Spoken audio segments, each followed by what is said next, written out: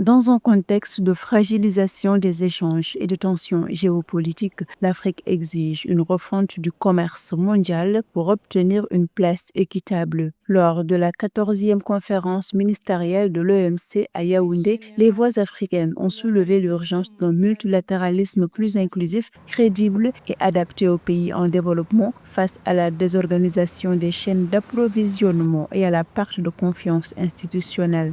Selon Georges Elombi, le président d'Afreximbank, le continent, qui ne représente que moins de 3% du commerce international et exporte plus de 70% de produits bruts, doit transformer ses matières premières comme le coton en industrie locale compétitive pour générer emplois et revenus. En tant que partenaire financier, Afreximbank et l'AFC ont conjointement fourni des fonds importants sous forme de dettes et de capitaux propres pour soutenir le développement industriel. Nous avons convenu qu'au cours des 15 à 20 prochaines années, les matières premières africaines ne devraient plus être exportées en état brut, mais transformées localement en produits finis et textiles à forte valeur ajoutée.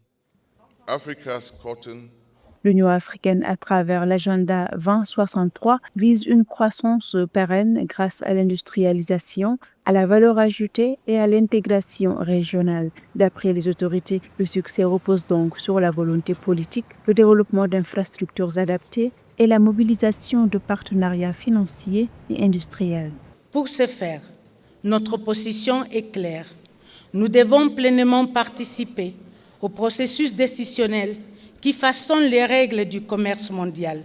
Ces règles doivent refléter la diversité des réalités du développement, y compris celles des pays à faible capacité productive et industrielle.